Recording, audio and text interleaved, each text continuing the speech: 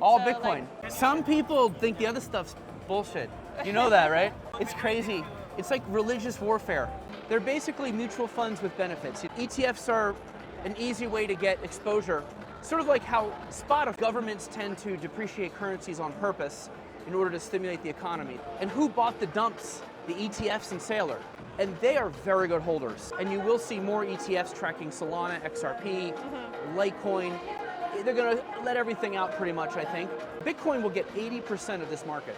I believe in stocks, cash flows, dividends, and corporate America. I will never leave the stocks and bonds. And bonds, you get paid for almost no risk. You get a 5% in a treasury for doing nothing. Hello guys, so we are now in Dubai at Token 2049, and here with you Anna Tutova, co-CEO of Coins Telegram, and our guest who is returning to our channel, Eric Balchunas, who is a senior ETF analyst at Bloomberg. And so great to have you here back. Yeah, good to see you again. So it's your first time in Dubai. What are your impressions? Great place. I've never been to a conference this big, to be honest with you. In the ETF world I come from, 3,000 is a lot of people. Here's there's 15,000. You can barely move. A lot of good energy, a lot of young people, very international. And you can tell something's happening, and the style is pretty cool. There's an artistic flair to things. Even a little New York City nightclub influence. So the conference itself is really cool. Dubai is a really great place. My company has an office here. It's the first time I've been there, but real clean, real nice. My only gripe would be maybe the heat and the traffic late at night. How is there traffic at 9 p.m.? I don't know. But it's like bumper to bumper at 9 at night. But outside of those two things, awesome. Yeah, everybody, like a lot of people now moved here to the Middle East and Dubai because it's a great place for business and for crypto. And now everybody flew in for the conference, so obviously there is quite a lot of traffic. Yeah, and I guess you don't want to walk anywhere because you would die of heat exhaustion. So everybody's in a car with the AC, and it's a little, they need to build more roads, and then you're good. Yeah, that's true. They probably will. So what are your expectations from the next days here? From the what? From the next days in Dubai and at the conference? Yeah, so tomorrow I have a presentation that I'm giving that's titled Bitcoin and ETFs, a disruptive power couple. And I explain how Bitcoin and crypto is disruptive, but inside my world, ETFs are also very disruptive. They've totally disrupted the mutual fund, and the two of them together is an explosive combo. So I sort of make that case. But what I'm here to learn about, because I'm actually working on a book project about this area, is Bitcoin, the altcoins, stable coins, even meme coins, and then how the regular people are going to connect with all those things. And so sometimes the language is a little over my head, the jargon, but most of it I can catch. And I'm just here to learn and sponge up. So I'm going to sit in panels and try to learn as much as I can and then network. And that's what I'm expecting to do, which happened today, and I'll do it again tomorrow. But you're from the converge of both worlds, TradFi and crypto. But for many people, especially for new buyers who are totally not in the financial world, it's not really understandable what this is. So how would you explain what you do, for example, to your grandma? How would I explain what I do to a crypto person? To your grandma. My grandma. Yeah. Okay, well, I would tell my grandma, we'll start with ETFs. They're basically mutual funds with benefits. It's a basket of things or one thing, but ETFs are an easy way to get exposure. Sort of like how Spotify is an easy way to get music, right? Same deal. ETFs let you get everything. And one area of ETFs, they track everything, stocks, bonds, is crypto. And I would say that crypto is one, Bitcoin, digital gold. It's a competition with gold, it's scarce, and it is indestructible money. The rest of crypto is sort of building a future outside of the current internet that's on a blockchain, and there's many players using this blockchain technology, which kind of eliminates the middleman. So that's how I would break it down. I feel like Bitcoin's sort of its own thing, and then there's this whole other crypto world that's about using the blockchain for all kinds of stuff, and frankly, trading and gambling.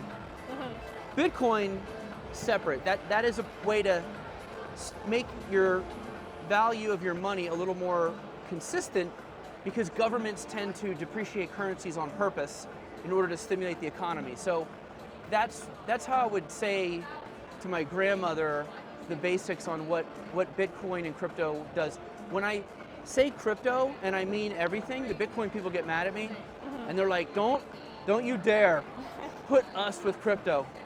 I used to be like, wow, that's a little snobby, but I kind of get it. I do feel like it's worthy of two different explanations, and so that's how I would explain it to my grandmother. Yeah, that's a good explanation. Yeah, I'm telling you, she'd probably still fall asleep as I was saying it, but it's the best I can do. And as well, when we last talked with you, it was pretty good prices just before the drop. When we were in El Salvador, and just like in a few days, we saw a big drop on the market, and currently we are finally back again. So what are your thoughts on the state of the current crypto market? Yeah, so we call it the tariff tantrum. The stock market flipped out, and I always thought Bitcoin would go down worse than the stock market. Like it's called high beta, because it went up more than the stock market. Well, then it goes down worse, but it's kind of tethered to the stock market. But it actually broke that a little. It went down as much early, but then it actually went up more than the stock market went up. But then it actually went up on some days the stock market was down. So to me, the fact that it traded around 80K to 90K and it held tough is a huge win. I would have thought it went down to 50 in this kind of a sell-off. Now it's up to 90 something, and I have thought about why that happened and why it was tougher. And I think the difference in this cycle versus the other ones is that over the past 15 months, there's been a lot of people who have sold their Bitcoin who didn't really want it. GBTC unlock, FTX refugees, governments who seized it and didn't want to hold it. These were called dumps. And who bought the dumps? The ETFs and Saylor, Michael Saylor. And they are very good holders. Saylor's never going to sell, and the ETFs barely ever sell. Only 3% of the assets left during the sell-off. So you have, the price is more stable because the owners are more stable. They're not totally stable, but they're more stable. This is good, because on the panel I was on today, BlackRock talked about how if Bitcoin can be seen more as a legitimate safe haven, the institutional money will come bigger. That's what they want. They're not as interested in a tech stock type play. They want digital gold for real. So that's what I would say. I would say largely it was a net win for Bitcoin, especially in the last couple of weeks when it decoupled from stocks. The rest of crypto, it's a little harder to take anything too positive from it.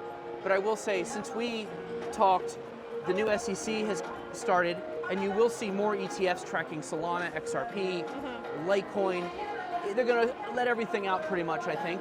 And so that's different, and that's probably good for those other coins in terms of buyers. But we have a phrase on the team: the further away you get from BTC, the less assets there will be. Once you get to Ether, Solana, XRP, it's going to be less and less money from the TradFi world that will buy that stuff. It's going to be, Bitcoin will get 80% of this market, in my opinion. What about Solana? Do you think it may get bigger traction than Ethereum ETFs? We'll see. The problem with Solana is regular people don't understand it. They don't know what it is. You mean TradFi people? Like yeah, they don't. People? I mean, that's one. How do you explain Solana to your grandmother? It's going to take a big performance. It has to go on a big run. And people have to go like, ooh, what's that shiny object? And then they'll read about it. So I think you need a nice performance run, and it should get some looks after that. But just launching it and having it flatline or go down, it will be tough. There's a lot of people out there who I think, they just buy Bitcoin, they think they own crypto. And that will be a challenge for Solana and XRP and these other ones. But one of them's gonna it's gonna lead the pack. And that one should get flows. If you have good performance, the money will come. That's what Solana has to do. And as well, on your panel, I think it was prediction from the gentleman from the SME group. So that 10% of institutional money will be allocated to crypto. Do you agree with it, or do you have other prediction? 10% is such a big number, because that's basically 10% of 160 trillion. That's 16 trillion. That's a ton of money. I don't know. I would say, you know, let's bring that back a little. Maybe 10% eventually, but I don't know. You know, once you lock into this world and you see all the energy and the young people and the need for sound money and the technology of life, you're like, why would you not want to invest here? Investors are looking for growth. That's why no one wants to buy Europe. Nothing grows there. And they like to own tech stocks because tech stocks grow. This is growth. And so I think over time, people are going to want to participate and the ETFs are going to make it easy. So I would say he's directionally correct, but I don't know about 10%. That's pretty high. At the end of the day, I just think most people, even if they buy into this stuff, I don't know if they're going to sell all their stocks and bonds. They're not going to like sell everything and go 100% crypto. But what percent do they use? Right now, I think they're going to start 1 to 5, but I think as they learn more, they could raise that money, especially if the performance helps. So again, once you get to 15% of portfolios, then you could get to 16 trillion. But that's a far way down the line. But the ETFs help because they are a bridge to, they make it easy. One click of a button, no friction, and it fits into the plumbing of the TradFi world. So they'll help. But this is a probably 10, 20 year process. And we as well see that some people invest into stocks like MicroStrategy to get as well allocation to Bitcoin this way. So what is better, investing directly into Bitcoin or like Ethereum spot ETFs, or to invest into MicroStrategy because it seems for now it gives better returns? And they got the new company coming out that I think it's called 21 or something. It's just going to buy Bitcoin like Tesla, it's just, and then I think there's like 100 companies that have a little Bitcoin in the balance sheet. But I don't know, like MicroStrategy to me is like a little bit of a leveraged Bitcoin play, and it's sort of like buying a creative use of Bitcoin plus Bitcoin, but it's a little more volatile. I think the spot, it just tracks Bitcoin. Most people in the ETF world, they just like something that tracks the price. They don't want any third element. So I think most TradFi will prefer the ETF. Just give me Bitcoin, I don't want to be surprised by some third element. Whereas, because MicroStrategy can go up or down more than Bitcoin. But I do think there's a market for MicroStrategy. Clearly, it's like a top 20 most traded stock, does fine, has a role. But ultimately, I think that like in the past year, MicroStrategy bought a lot of Bitcoin, so did the ETFs. The ETFs own 1.1 million Bitcoin. I think MicroStrategy is half that. With all the buying he's done, that's how fast the growth is in ETFs. And I think that is why. People just want, I don't want anything to worry about anything. I just want the price of Bitcoin, and the ETFs will deliver that. And that's huge. And so do you see that MicroStrategy presents a risk to the industry because it's so over-leveraged? I don't know. On one hand, Michael Saylor knows about capital markets and balance sheets, and you may not agree with what he's doing with his company, but he's got a board, and he's very astute in how to run a company. I think that's good. It shows somebody who knows Wall Street, knows corporate America, can also be a fan of Bitcoin, and he's so bullish. And the fact that he's going to just own it and then like never sell it as a gift to the world, I think that really helps people in general feel like they have someone they can like rely on to be with them in the fight or whatever. So that's huge.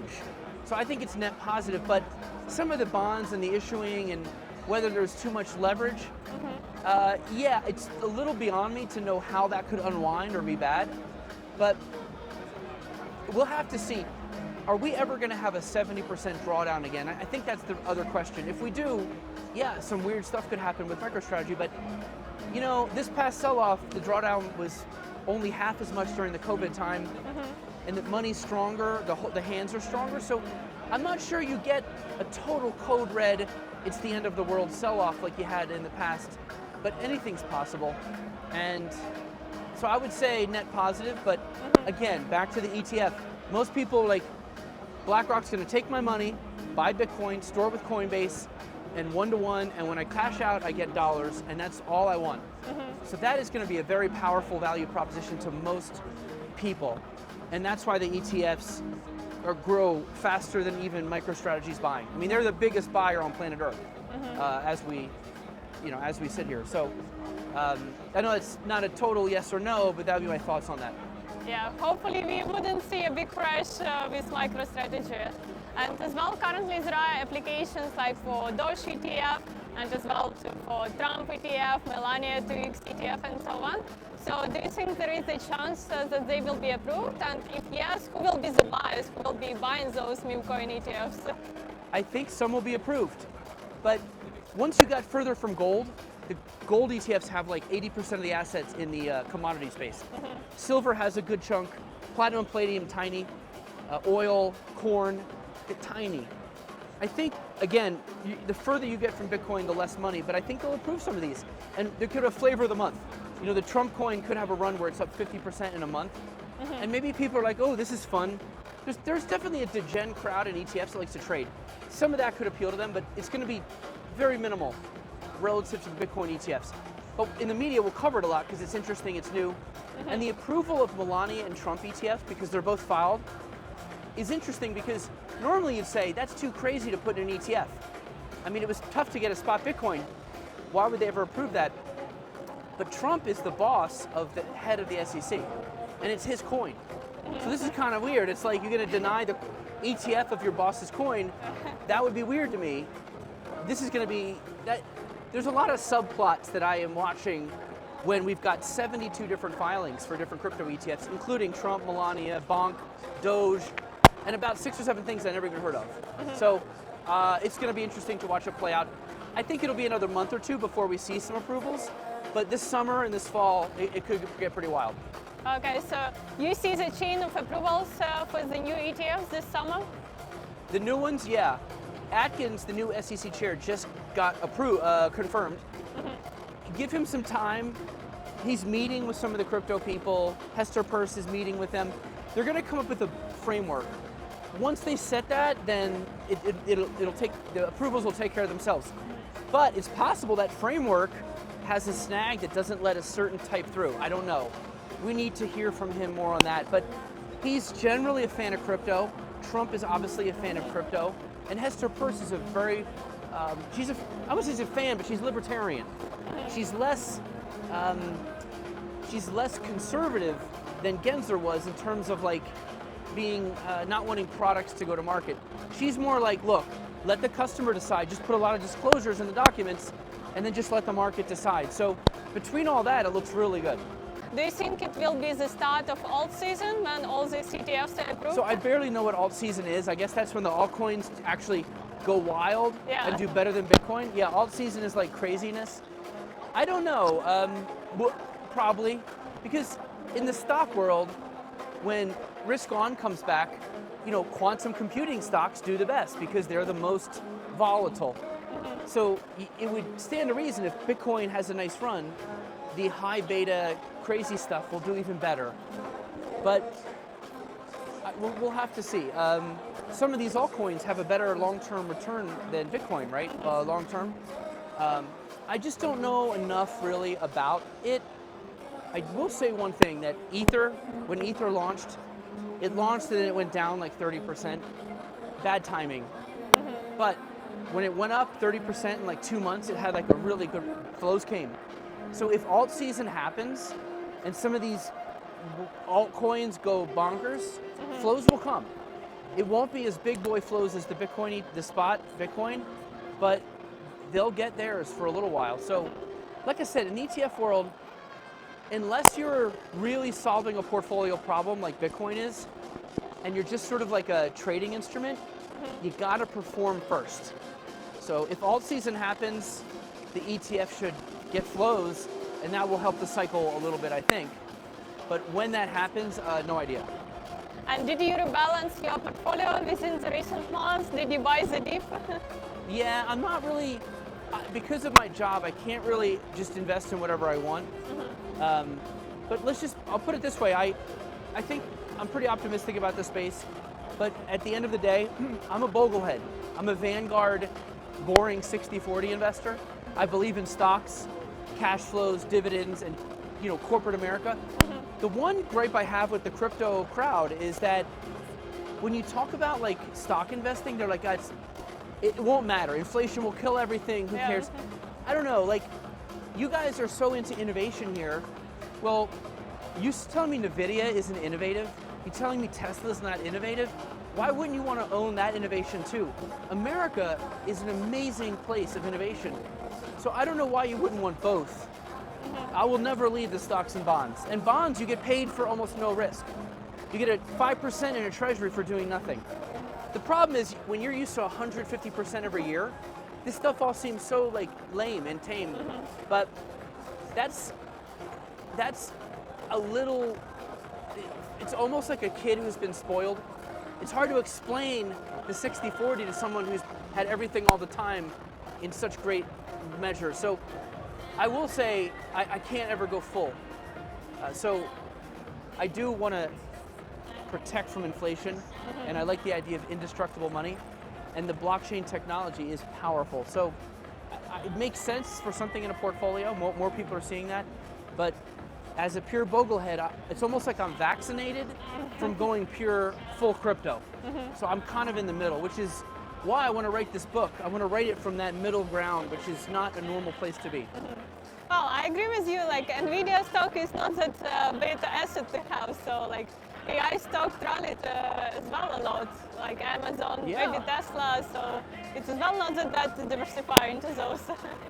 Yeah, absolutely. They're great companies, and everybody who works there gets up every day, combs their hair, rushes out of the house, goes to work and creates value, and that value gets sent to you as an owner in the form of dividends. So you get paid, your money works for you. As good as Bitcoin is, that doesn't exist in a commodity. There is no like dividend. And I don't know, I'm into it, but I also understand this world too. Okay, let's see how the market goes. Thank you for the interview. That was my pleasure, thank you.